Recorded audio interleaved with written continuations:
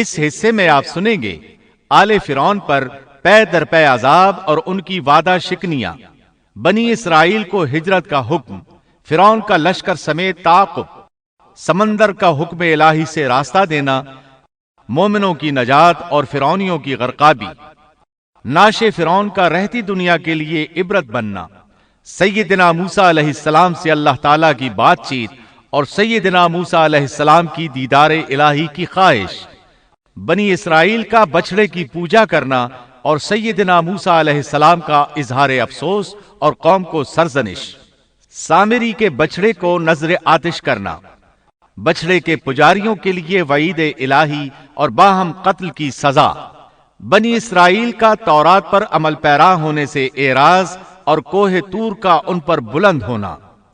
تو آئیے سنتے ہیں دارالسلام اسٹوڈیو لاہور پاکستان سے قصص الانبیاء کا 15واں حصہ سونے کا بچڑا، پیشکش محمد طارق شاہد۔ اس کے بعد مینڈک والا معجزہ شروع ہوا۔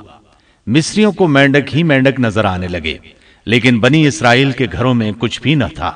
مصری اپنا کوئی برتن کھولتا تو اس میں مینڈک نظر آتا، کوئی اپنے بستر پر آتا تو اس پر مینڈک ہوتا، کھانا کھانے کے لیے بیٹھتا اور لقمہ منہ میں رکھتا تو وہ مینڈک بن جاتا۔ اللہ تعالیٰ نے ان لوگوں کو عجیب طرح سے آزمائش میں مبتلا کیا۔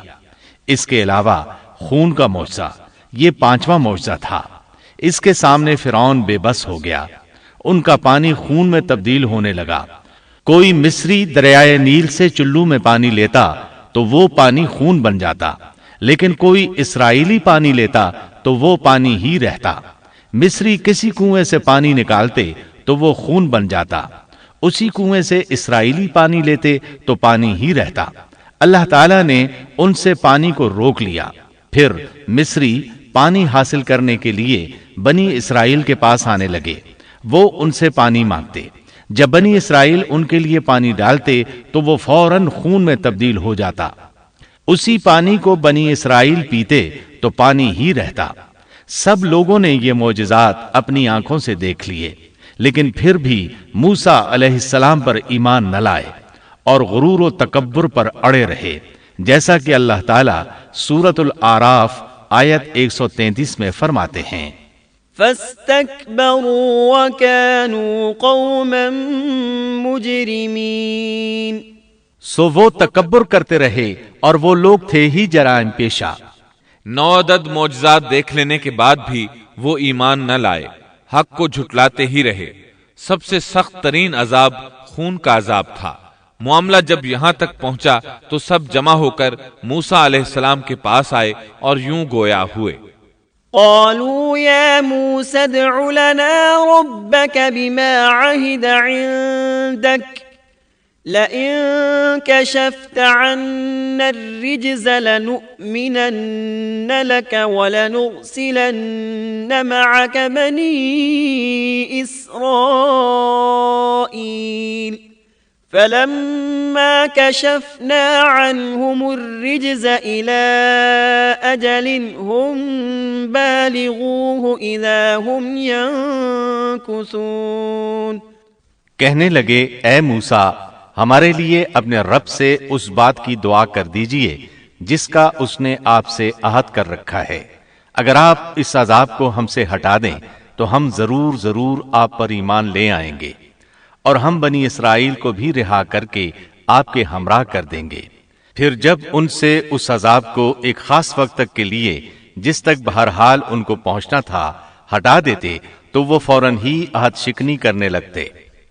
آخر کار موسیٰ علیہ السلام کو اللہ کا حکم ہوا، فَأَسْرِ بِعِبَادِي لَيْلًا، کہ راتوں رات تو میرے بندوں کو لے کر نکل جا۔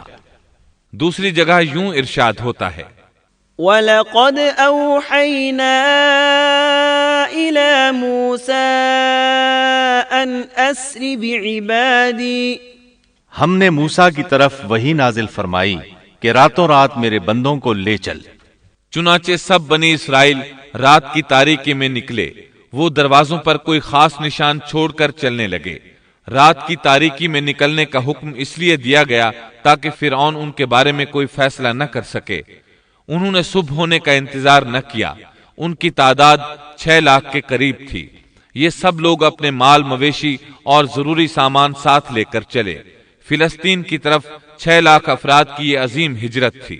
فرعون کو صبح سویرے پتا چلا تو سوچ میں ڈوب گیا کہ اب ہماری خدمت کون کرے گا، ہماری غلامی کون کرے گا۔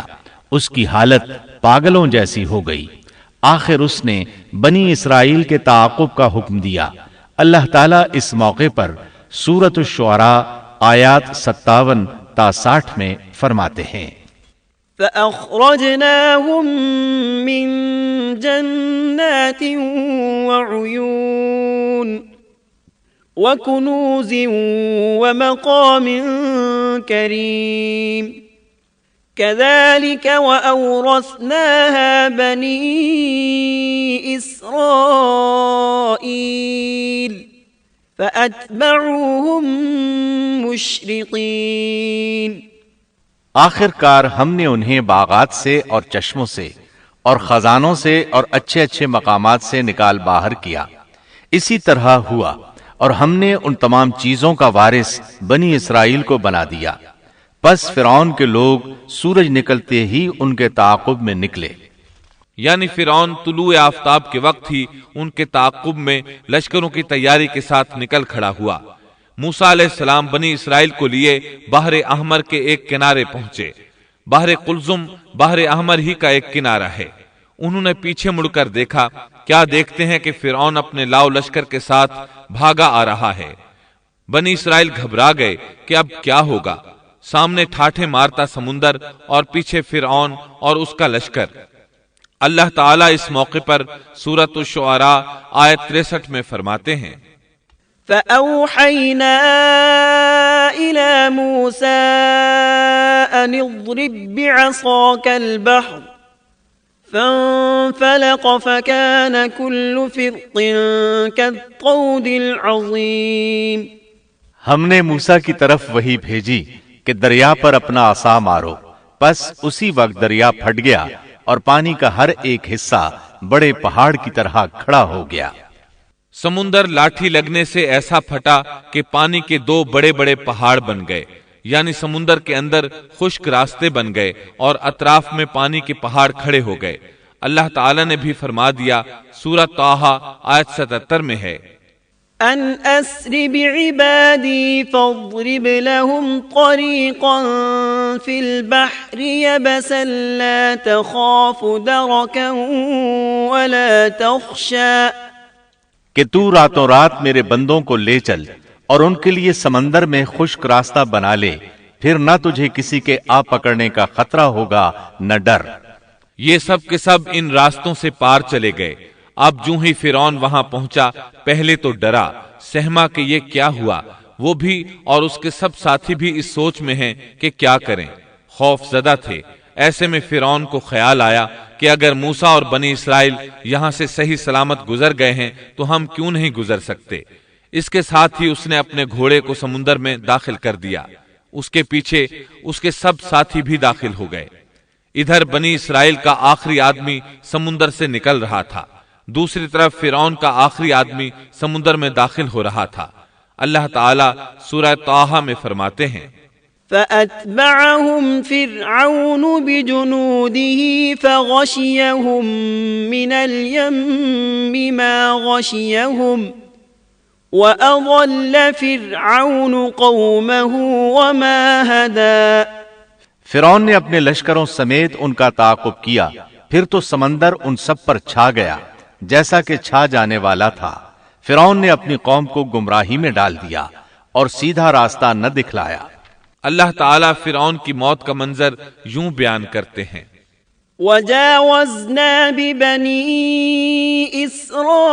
إسرائيل البحر فأتبعهم فرعون وجنوده بغيا وعدوا حتى إذا أدركه الغرق قال آمنت أنه لا إله إلا الذي آمنت به بنو إسرائيل وأنا من المسلمين۔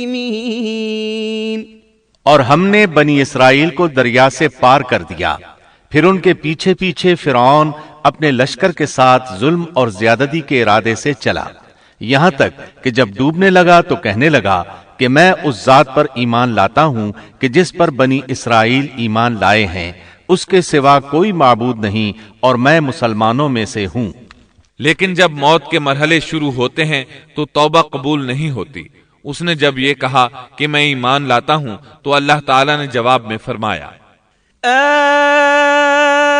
الآن وقد عصيت قبل وكنت من المفسدين فاليوم ننجيك ببدنك لتكون لمن خلفك آية وإن كثيرا من الناس عن آياتنا لغافلون۔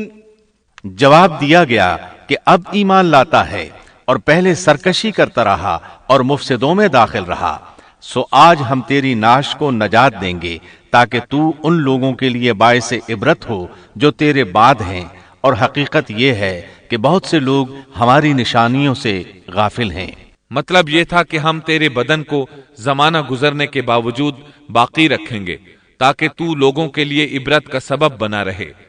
اللہ تعالیٰ نے اس کے بدن کو باقی رکھا تاکہ لوگ عبرت پکڑتے رہیں اور وہ بعد والوں کے لیے نشانی بنا رہے۔ یہ اللہ تعالیٰ کی طرف سے اعلان ہے، لیکن لوگوں کی اکثریت اللہ تعالیٰ کی آیات سے غافل ہے۔ فرعون کی لاش آج بھی اہرام مصر یعنی مصر کے عجائب گھر میں موجود ہے۔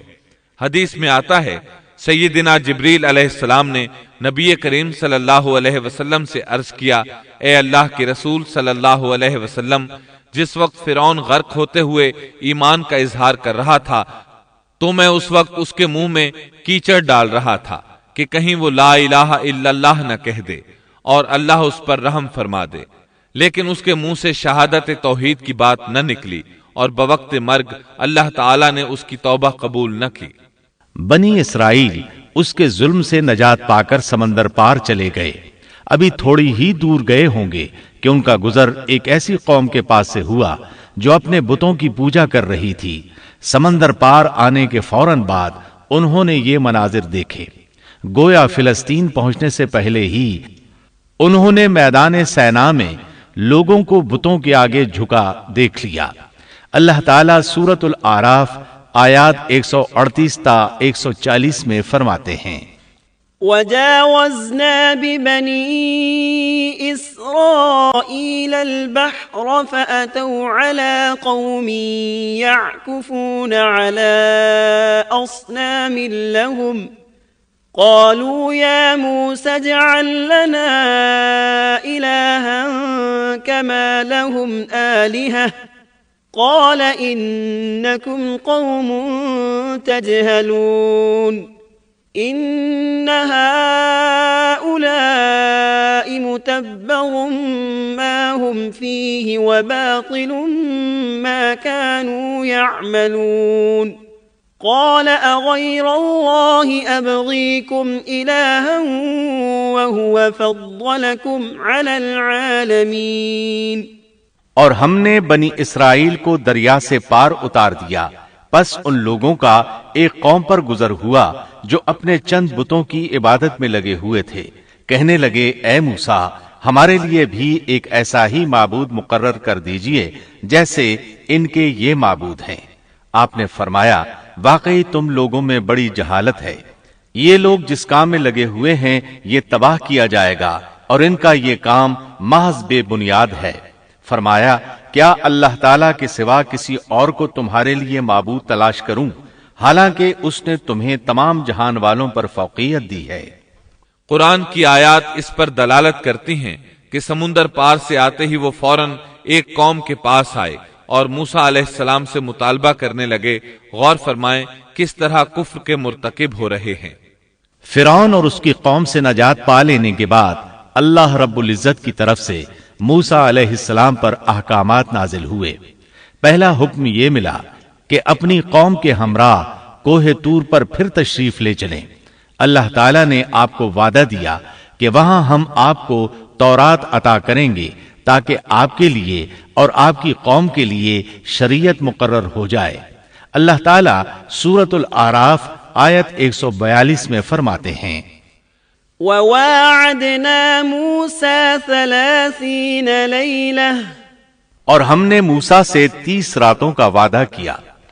اللہ تعالیٰ نے موسیٰ علیہ السلام سے وعدہ کیا کہ جبل طور پر آئیں، وہاں 30 راتیں گزاریں، یعنی مکمل 1 مہینہ قیام کریں تاکہ ان دنوں میں تورات حاصل کر سکیں۔ موسیٰ علیہ السلام اپنی قوم کو لے کر روانہ ہوئے۔ آپ تیز چلتے ہوئے اپنی قوم سے پہلے کوہ طور پر جا پہنچے تاکہ اللہ تعالیٰ کو خوش کر سکیں اور کتاب الہی تورات حاصل کر سکیں۔ بنی اسرائیل اس وقت لاکھوں کی تعداد میں تھے۔ ظاہر ہے اتنے بڑے ہجوم اور لشکر کا تیزی سے حرکت کرنا ممکن نہیں تھا۔ اس پر اللہ تعالیٰ نے فرمایا، وَمَا أَعْجَلَكَ عَن قَوْمِكَ يَا مُوسَى قَالَ هُمْ أُولَاءِ عَلَىٰ أَثَرِي وَعَجِلْتُ إِلَيْكَ رَبِّ لِتَرْضَىٰ۔ اے موسیٰ، تجھے اپنی قوم سے غافل کر کے کون سی چیز جلدی لے آئی؟ کہا کہ وہ لوگ بھی میرے پیچھے ہی آ رہے ہیں، اور اے میرے پروردگار، میں نے تیری طرف اس لیے جلدی کی کہ تو راضی ہو جائے۔ کوہ طور پر یہ موسیٰ علیہ السلام کی دوسری آمد تھی۔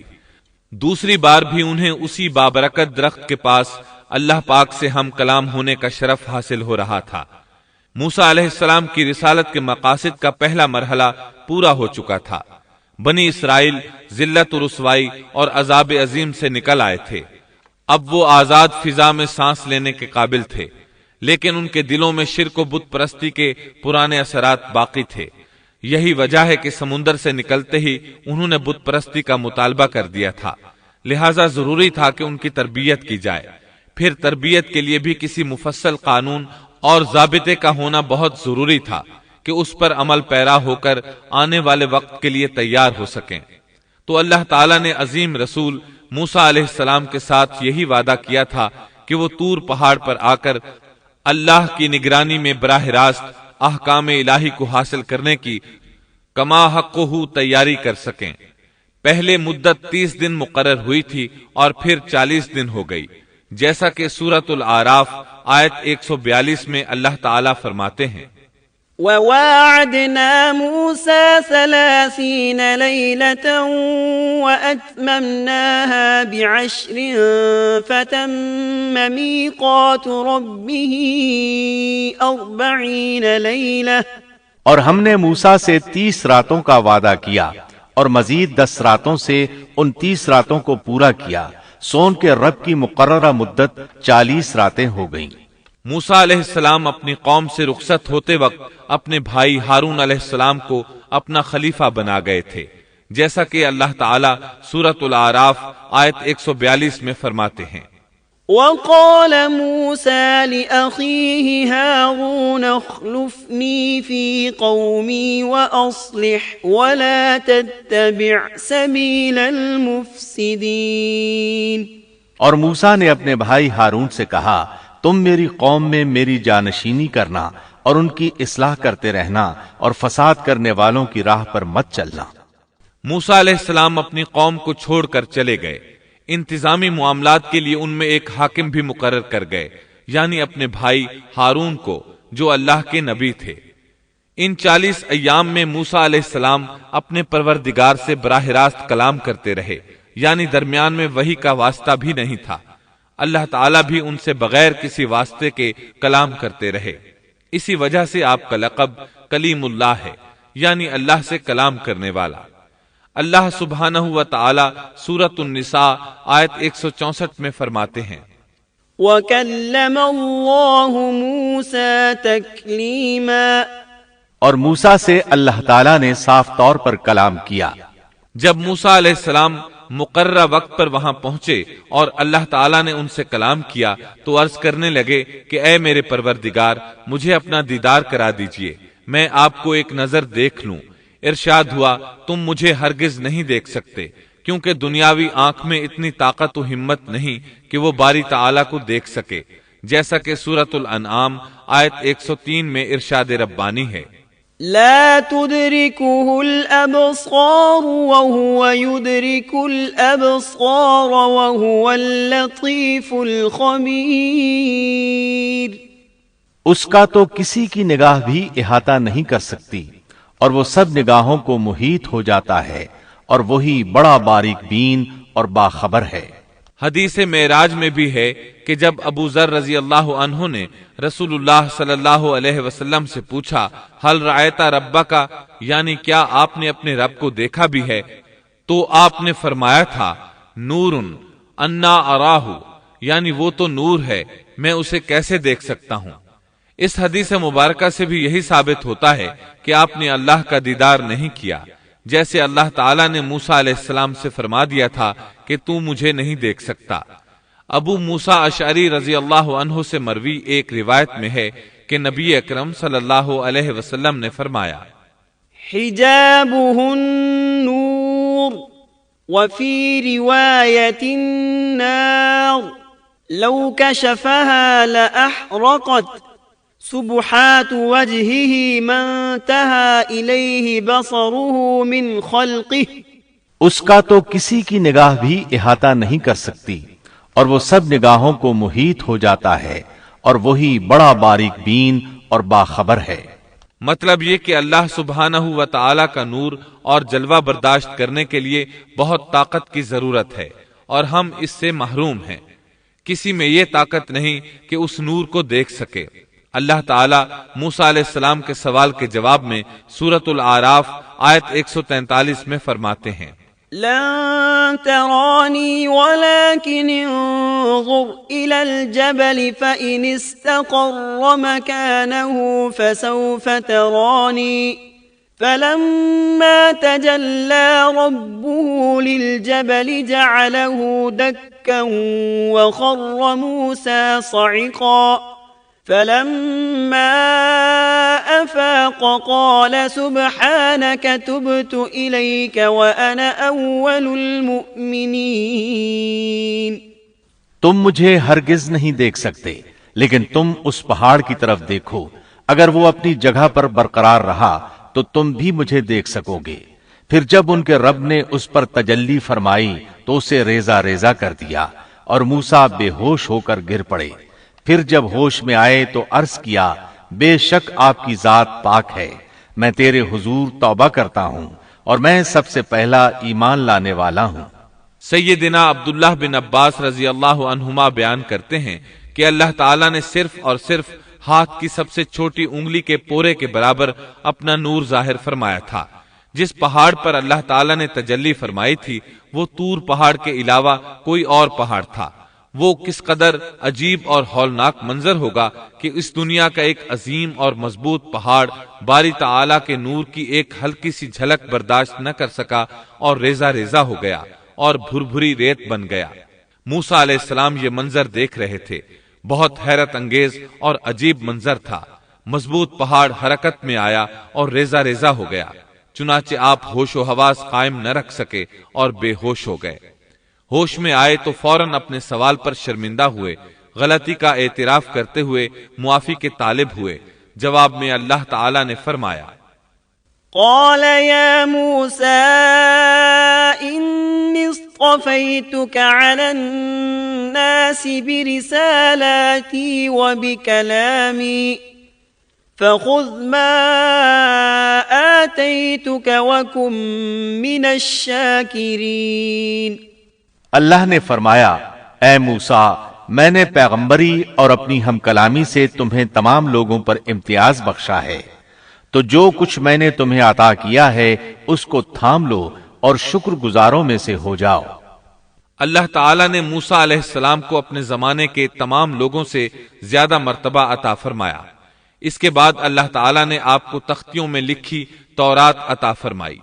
اللہ تعالیٰ سورۃ الاعراف آیت 145 میں فرماتے ہیں، وَكَتَبْنَا لَهُ فِي الْأَلْوَاحِ مِنْ كُلِّ شَيْءٍ مَوْعِظَةً وَتَفْصِيلًا لِكُلِّ شَيْءٍ فخذها بقوة وأمر قومك يأخذوا بأحسنها سأريكم دار الفاسقين۔ اور ہم نے چند تختیوں پر ہر قسم کی نصیحت اور ہر چیز کی تفصیل ان کو لکھ کر دی، تم ان کو قوت کے ساتھ پکڑ لو اور اپنی قوم کو حکم کرو کہ ان کے اچھے اچھے احکام پر عمل کریں، ان قریب میں تم لوگوں کو ان فاسقوں کا گھر دکھلاؤں گا۔ یہ تختیاں کس چیز کی تھیں اس کے متعلق کوئی مرفوع بات ثابت نہیں، البتہ مفسرین کے مختلف اقوال ہیں۔ بعض کہتے ہیں یہ تختیاں جواہر کی تھیں اور بعض کہتے ہیں کہ یہ تختیاں پتھر کی تھیں۔ موسیٰ علیہ السلام نے 40 دنوں میں تورات کے اندر لکھے ہوئے اللہ کے احکامات اخذ کر لیے۔ ادھر موسیٰ علیہ السلام کا ان کی قوم انتظار کر رہی تھی۔ اس دوران وہ ایک آزمائش میں مبتلا ہو گئے۔ اللہ تعالیٰ سورہ طٰہٰ آیت 85 میں فرماتے ہیں، قال فإنا قد فتنا قومك من بعدك وأضلهم السامري۔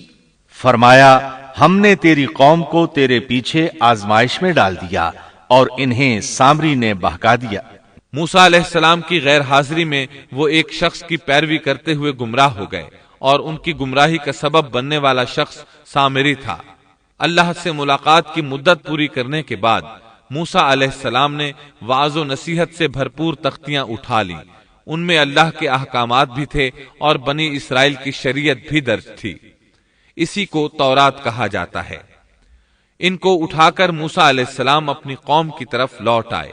اس موقع پر اللہ تعالیٰ سورہ طٰہٰ آیت 86 میں فرماتے ہیں، فرجع موسى إلى قومه غضبان أسفا۔ پس موسیٰ نہایت غضبناک ہو کر رنج کے ساتھ واپس لوٹے۔